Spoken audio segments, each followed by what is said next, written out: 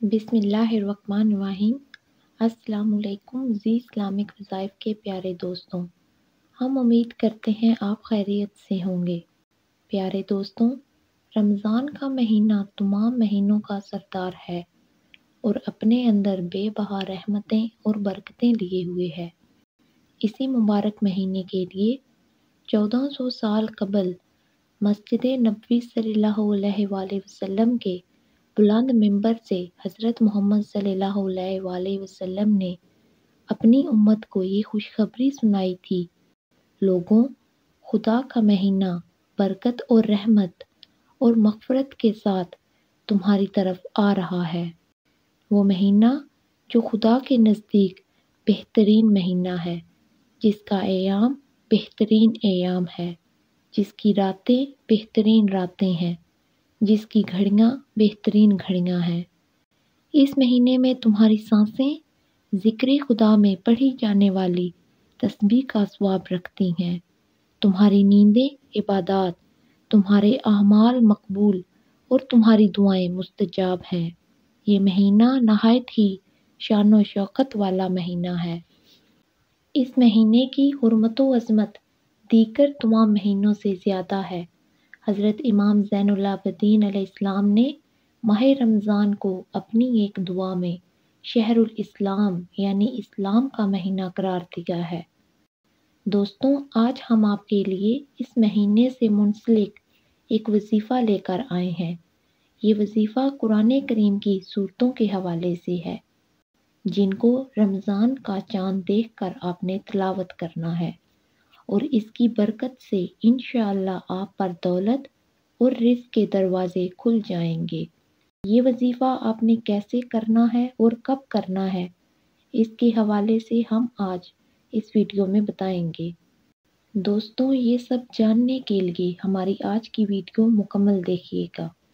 دوستوں، اگر آپ زی اسلامک وظائف کی ویڈیو پہلی مرتبہ دیکھ رہے ہیں اور ابھی تک آپ نے ہمارا چینل سبسکرائب نہیں کیا، تو آپ سے گزارش ہے کہ آپ ہمارا چینل ضرور سبسکرائب کر لیں اور ساتھ ہی لگے بیل کے بٹن کو پریس کر لیں، تاکہ آپ کے پاس فیوچر میں اپلوڈ ہونے والی ہماری مزید اسلامک معلوماتی ویڈیوز کا نوٹیفیکیشن ملتا رہے۔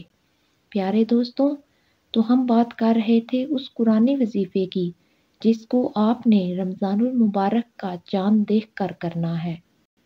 دوستوں، ہم آپ کو اس مجرب وظیفے کے بارے میں بھی بتائیں گے، لیکن اس سے پہلے آپ کی خدمت میں رمضان المبارک کے چند فضائل پیش کرتے ہیں۔ پیارے دوستوں، رمضان کا مہینہ خصوصیات سے بھرا ہوا ہے۔ رمضان کریم ہی وہ مقدس مہینہ ہے جس میں تمام آسمانی کتابیں نازل ہوئیں۔ تورات، انجیل اور زبور رمضان میں نازل ہوئیں، جبکہ تمام جہانوں کے لیے ہدایت قرآن مجید 24 رمضان کو نازل ہوا۔ بعض روایات میں ہے صحیفہ ابراہیم یکم رمضان کو نازل ہوا۔ دوستوں، رمضان کریم وہ واحد مہینہ ہے جس کا ذکر قرآن مجید میں موجود ہے۔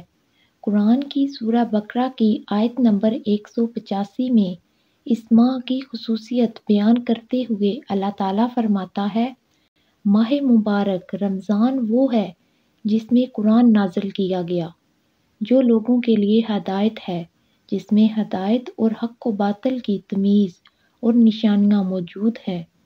تم میں سے جو شخص اس مہینے کو پائے وہ روزہ رکھے، ہاں جو شخص بیمار ہو یا سفر میں ہو اسے دوسرے دنوں میں یہ گنتی پوری کرنی چاہیے۔ اللہ تعالیٰ تمہارے لیے آسانی چاہتا ہے اور سختی نہیں چاہتا۔ تم روزوں کی تکمیل کرو اور اللہ کی دی ہوئی ہدایت پر اس کی بزرگی بیان کرو، شاید تم شکر گزار ہو جاؤ۔ پیارے دوستوں، اسی طرح رمضان المبارک کی ایک اور فضیلت طاق راتیں ہیں۔ آخری عشرے کی 21ویں، 23ویں، 25ویں، 27ویں اور 29ویں راتیں طاق راتیں کہلاتی ہیں۔ حضرت ابو ہریرہ رضی اللہ تعالیٰ عنہ سے روایت ہے، حضرت محمد صلی اللہ علیہ وآلہ وسلم نے فرمایا، جس نے بھی ایمان اور اجر و ثواب کی نیت سے لیلۃ القدر کی رات کو قیام کیا، اس کے پچھلے سارے گناہ معاف کر دیے جاتے ہیں۔ پیارے دوستوں، رمضان المبارک کی ایک اور فضیلت اعتکاف ہے۔ اعتکاف عربی زبان کا لفظ ہے جس کے معنی ٹھہر جانے اور خود کو روک لینے کے ہیں۔ دوستوں، روزہ ایک ایسی عبادت ہے جو دکھاوے کے لیے نہیں کی جا سکتی، چنانچہ یہ خالص عبادت ہوتی ہے، لہٰذا اس کا اجر و ثواب بھی زیادہ ہے۔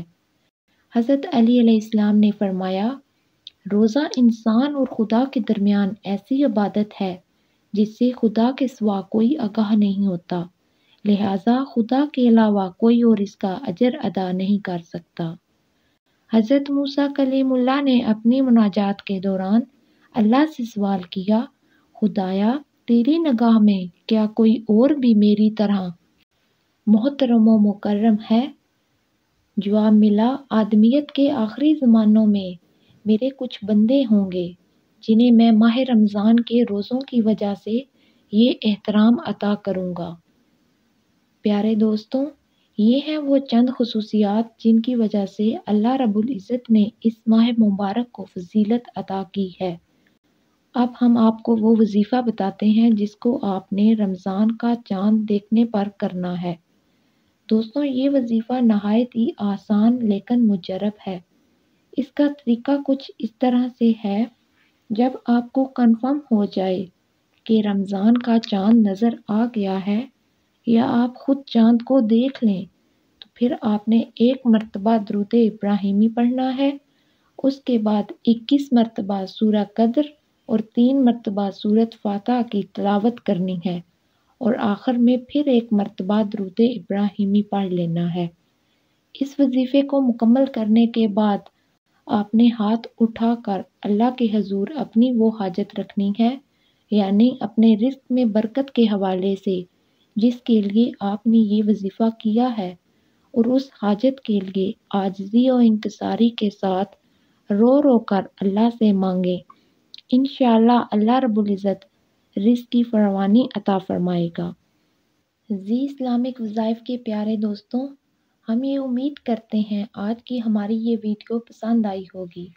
اگر آپ کو ہماری آج کی یہ ویڈیو پسند آئی ہے، آپ سے گزارش کرتے ہیں کہ آپ ہمارے چینل زی اسلامک وظائف کو ضرور سبسکرائب کر لیں، ساتھ ہی لگے بیل کے بٹن کو بھی پریس کر لیں تاکہ آپ کے پاس ہماری آنے والی مزید معلوماتی ویڈیوز کا نوٹیفیکیشن بر وقت ملتا رہے۔ سبسکرائب کے ساتھ ہماری ویڈیوز کو لائک بھی کریں اور اپنی قیمتی رائے کا اظہار کمنٹس میں ضرور کریں۔ اللہ تعالیٰ آپ کو اپنے حفظ و ایمان میں رکھے، آمین۔